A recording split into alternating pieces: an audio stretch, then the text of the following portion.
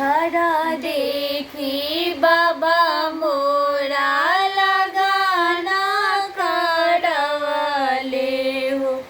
बर देखी कैले बियाह हो। भीतर के हाल नाही चलली बेटी हो। किस्मत लिखे भगवान हो। भीतर के हाल नहीं जननी बेटी। किस्मत लिखे भगवान हो।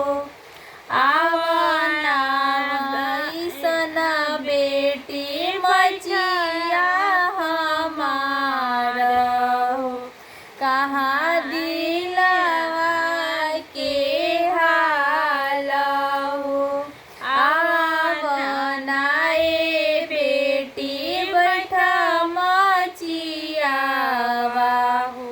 हमारा से कह दिल के हाल हो।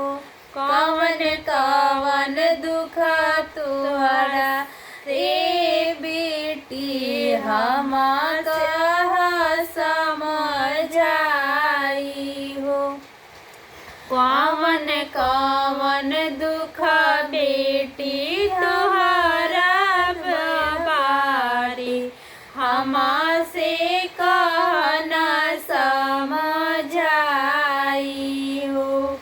अनाकरी के पाता देखिबे अकरी के पाता देखी देखता सोहावना। ना जानी तीत की मीठ हो। महल ही देखी बेटी तुहा के बियानी। ना